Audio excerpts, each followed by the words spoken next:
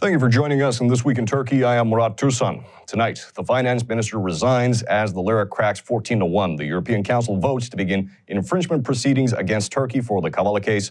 One of the founding members of the DEVA party is arrested on espionage charges, and strong winds wreak havoc in Western Turkey. My guests tonight are future party economic policy president and former private bank sector treasurer Kerim Rota and senior researcher with the Human Rights Watch, Sinclair-Webb. Our main story tonight, the Minister of Treasury and Finance, Lütfi Elvan, resigns after the central bank finally intervenes on the Lira. After his one-year tenure at the post, Elvan is replaced by his second-in-command, Nurettin Nebati, longtime supporter of President Erdogan's low-interest rate policy. On Tuesday, the president made a TV appearance where he again persisted that he would see interest rates cut. The following day, the exchange rate briefly cracked 14-1, prompting the central bank to sell foreign currency reserves in an effort to flood the market. Though it did work, its effects were only temporary, as the Lira is scraping 14-1 again today. Treasury and Finance Minister Lütfi Elvan resigned from his post yesterday. Nurettin Nebati, Deputy Minister of Treasury and Finance, was appointed to replace Elvan. The decision was published on the official Gazette the same day. The decision, published and signed by President Recep Tayyip Erdogan, read, Nurettin Nebati has been appointed to the position of Minister of Treasury and Finance, vacated by Lütfi Elvan upon his request. His resignation was accepted in accordance with Articles 104 and 106 of the Constitution of the Republic of Turkey. Lütfi Elvan was appointed to the Ministry of Treasury and Finance on November 10, 2020, following the resignation of Berat Albayrak, President Erdogan's son-in-law. Elvan resigned from his post immediately after the central bank's direct intervention on the wildly fluctuating currency. On Tuesday, President Erdogan made a public appearance on the state channel TRT. After President Erdogan repeated his mantra, inflation is the result of high interest rates, the dollar broke 14-1 against the lira and began to decline only after the central bank intervened on the following day. The dollar fell from 13.81 to 12.46 after the intervention by the central bank, but climbed again during President Erdogan's speech in the Grand National Assembly. During his speech, President Erdogan said, "Exchange rates rise today and fall tomorrow. Inflation rises today and falls tomorrow," refuting the urgency of the currency crisis. During Erdogan's speech, the dollar rose again to 13.35 at around 1 p.m. The exchange rate fell below 13 liras again, but went back up over 13 liras half an hour later. While the central bank did not disclose the amount of foreign currency reserve assets sold to combat the fall of the lira, the sale did not have lasting effect. As of October 2021, the central bank reports that it has a foreign currency reserve of $124 billion. Consequently, the dwindling reserves and the deteriorating value of the lira seem to have put the central bank governor, Şahap Kavcıoğlu, at odds with President Erdogan. Yesterday, Governor Kavcıoğlu held a press conference where he stated that there was now very little room to reduce interest rates, going against President Erdogan's policy of interest rate cuts. Appointed earlier this year in March, Kavcıoğlu is the fourth governor of the central bank appointed in the last 5 years. Joining me now, Kerim Rota, future party economic policy president. Mr. Rota, thank you for joining us. Thank you, Murat. Now, how are you? I'm doing very well, thank you very much. And how are you today? I'm very happy that you were able to make time to join us. Thank you. Thank you. Our absolute pleasure. Now, sir, I want to start off with this. You have held multiple high-level positions in the financial sector throughout your career. I'm sure you have seen your fair share of economic crises, particularly in Turkey. Now, President Erdogan insists that there is no cause for concern. The president famously said, the lira rises, the lira falls, inflation rises, the inflation falls. Now, in your opinion, how dire is the current financial situation really? Murat, actually, I was in the financial sector for the last 30 years. I have seen such a big Turkish lira depreciation 2 times. One was in 1994 and the second one in 2001. And this is the third one that I see the Turkish lira depreciating more than 30% in a month's time. I just researched what has happened in Turkey for the last 75 years. It is the 6th biggest drop of the Turkish lira in the last 75 years. And as you may know, the Turkish lira was actually the Turkish lira is a different exchange fluctuation. We're starting from 2001. But even this fluctuation is one of the biggest. So I guess now we are facing a big problem. The big problem is the deep negative interest, real interest rate in Turkish lira. This is the highest level I've ever seen as well. The food inflation is now 28%, according to Turkish Statistic Office. But the interest rate, Turkish interest rate in the deposit market is like 15%, and the net rate is like 13%. So the interest rate, the negative interest rate reached 15% levels. So that created for many people to get rid of Turkish lira as soon as possible. It's like a bad money at the moment. Everybody would like to buy services or goods in order to get rid of the Turkish lira as soon as possible. And this kind of behavior, of course, increasing the money flows a lot in the system. So that means we will see much higher and higher inflationary pressures in the economy. Unfortunately, the government and the central bank has no weapons or no tools to intervene at the moment. I see, sir. Now, I'm glad that you touched on the central bank because the central bank did intervene in the markets on Wednesday to curb the fall of the lira, a move that is rarely done by the central bank. What do you think is the current central bank strategy, and do you think it will work at all? What are they up to? They must have a plan of some sorts. Yeah. The good thing with the central bank intervention right now is this is an official intervention. As you may remember, in 2019 and 2020, we saw in central bank interventions without an official announcement, and they used the state banks in order to intervene to the market. And that intervention has took like 20 months and cost $128 billion to Turkish economy. The good thing is that now it's official, but such kind of direct intervention should be very short-sighted. It should be very short and small. This is what a central bank is doing. This is the good part. But the bad part is when you have such kind of deep, real negative interest rate, any intervention will not actually cannot be successful at all. It is like feeding a fish in the sea. I mean, there are new fish coming, and they never fed up. So I guess central bank is now just waiting, divesting their reserves at the moment with such kind of intervention. The problem is on the other side. The problem is there are two problems. The first one is there's a very big credibility gap both in central bank and both in economy management. And the second one is that Turkish lira interest rates are really very low in real terms, and this is not sustainable. One may ask that Turkish deposit dollarization reached 60% levels. In 2001, we also saw to the 60% levels. And in 2012-13 years, we saw levels lower than 30%. So the dollarization is one of the highest historical levels right now. But the problem is that if you have such kind of inflationary expectations in the market, and if everybody wants to get rid of the local currency, you may see much, much higher dollarization levels. So if central bank trusts that the dollarization is on historical higher levels, and there are no foreigners in the market, so that they may think that the foreigners and locals will not buy anymore. This is not true. We may see much, much higher dollarization levels. My expectation is we may see 70-75% in 2 or 3 weeks' time. 75%. Yeah.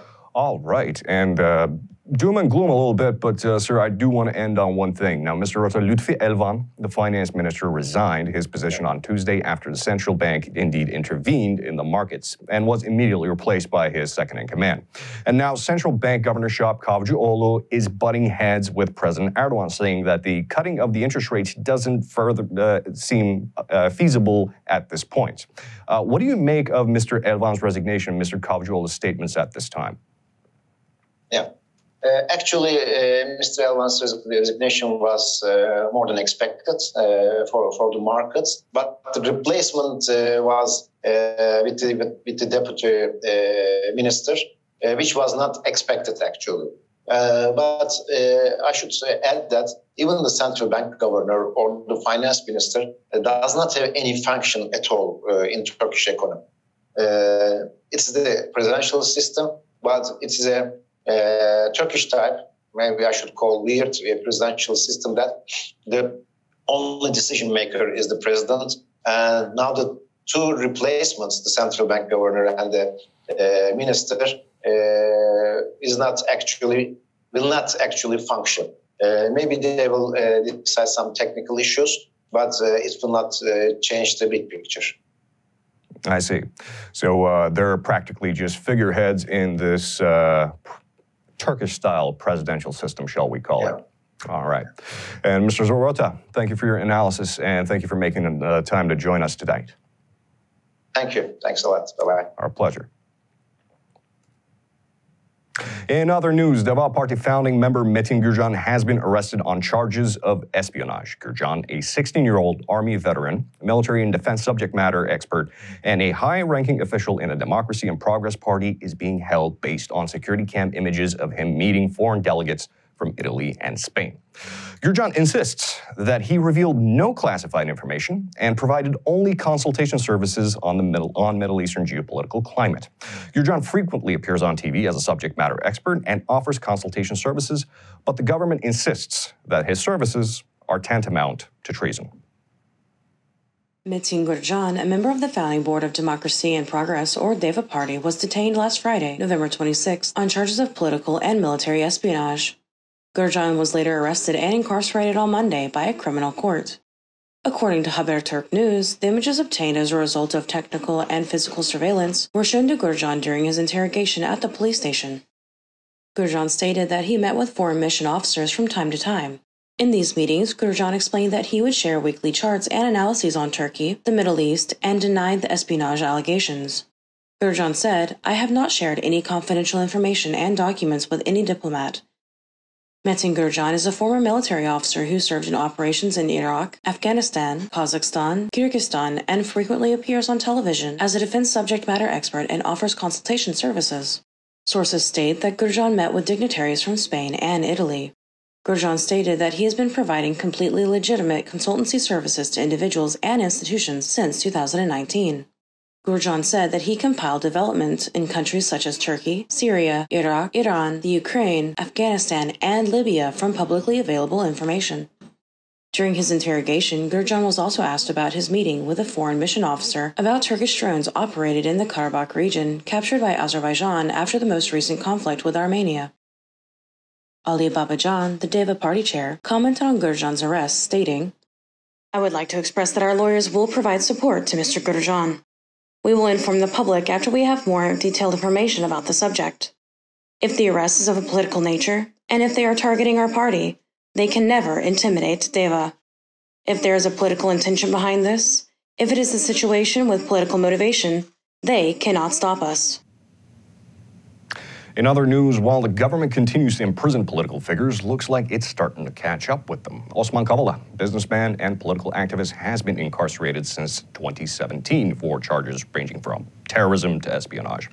Every time Kavala beat the charges, the prosecutors came up with fresh ones to keep him in prison. However, the European Human Rights Court took notice and ordered Kavala's release, but a Turkish lower court still refuses to release Kavala despite the rigid hierarchy.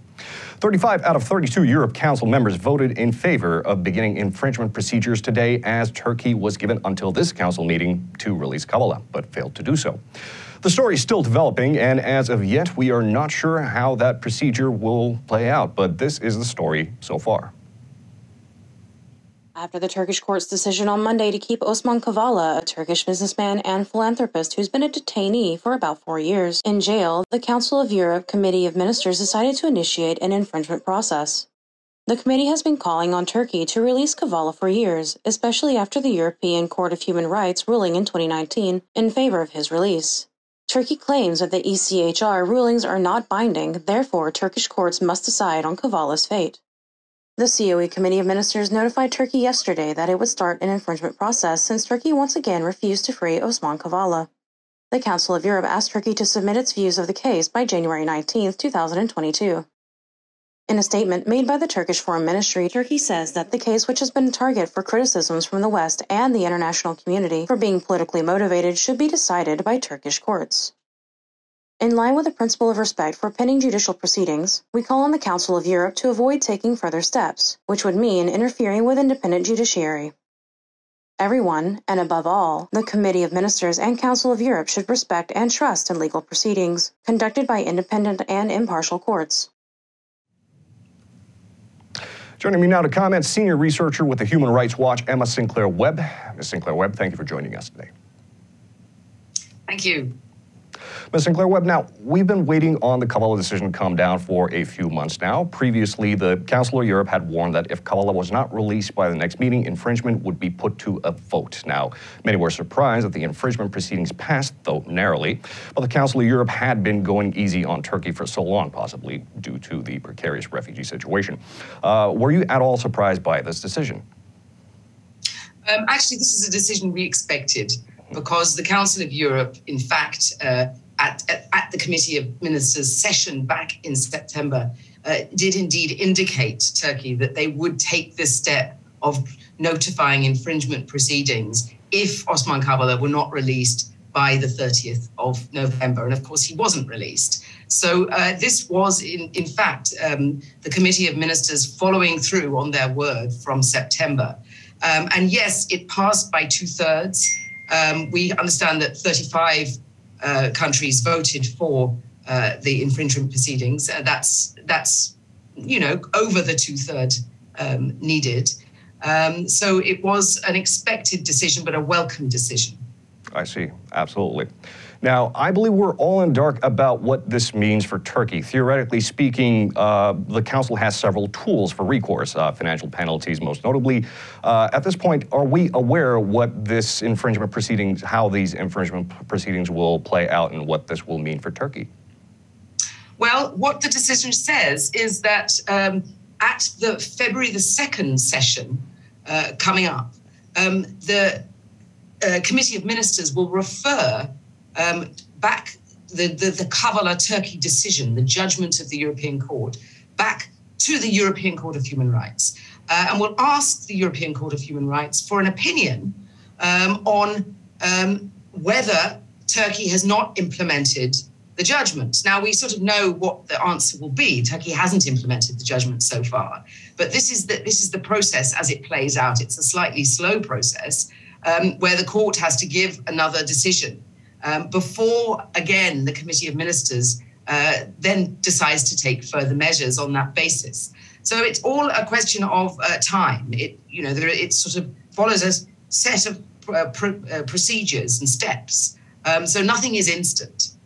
But what happened with the decision that the Committee of Ministers gave is that they gave Turkey another chance by saying to Turkey, you have to report back to us your opinion on this matter by the 19th of January 2022. And that is actually 2 days after the next hearing in the Kavala case, the ongoing trial of Osman Kavala, of the Çarşı football fans, of other people also accused of organizing the Gezi protests, the big trial that's ongoing. So basically, Turkey has been given a chance to release Osman Kavala, to partially fulfill the obligation to implement the decision. And implementing the decision of a European Court decision, which is a binding requirement on all Council of Europe member states, means that, yes, you should release Osman Kavala, Turkey, but you should also drop all of these false prosecutions, these bogus proceedings against him, because the European Court has said there's insufficient evidence to hold him in detention and to proceed on this basis. It has deeply questioned the evidentiary aspect of the case against Osman Kavala. I see. And finally, perhaps less consequential for a nation, but more for a man. Do you foresee this as a consequential decision for Osman Kavala? What are the chances that Turkey actually follows through? Because in the past, Turkey has not been so cooperative, shall we say? Well, indeed. I mean, remember, this is the second time in the history of the Council of Europe that we're seeing infringement proceedings triggered. So it's a pretty momentous event for the Council of Europe, and it really acknowledges, in a way, the level of the rule of law crisis that there is in Turkey. And that's why it is an important decision coming from the Council of Europe. Will Turkey comply with this? Well, we will see. Of course, after 8 decisions of the Committee of Ministers calling for this to happen, Turkey didn't comply.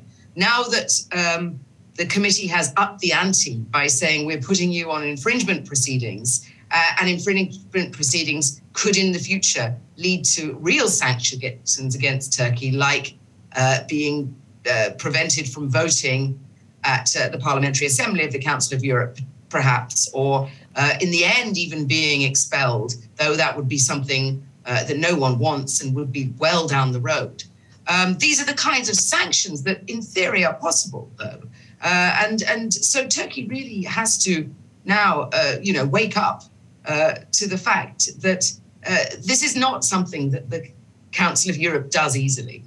And it is a measure of how degraded the rule of law is in Turkey that things have come to this point. Yeah, that's fair enough. They did, in all due fairness, gave us a lot of rope, and we'll see where that leads. Ms. Sinclair-Webb, thank you for your analysis, and thank you for joining us this evening. Thank you very much. In domestic news, windstorms strong enough to strip roofs and rip trees held Western Turkey hostage for 2 days this week. Turks have names for particular types of winds, and this one is called lodos, a powerful southwesterly wind. Typically, lodos is but a pleasant breeze on a hot summer's night, but this week Meteorology Directorate sounded the yellow alarm as most of Western Turkey plunged into chaos. Though no fatalities are being reported, the damage is measured in the millions. We leave you with these images. Good night.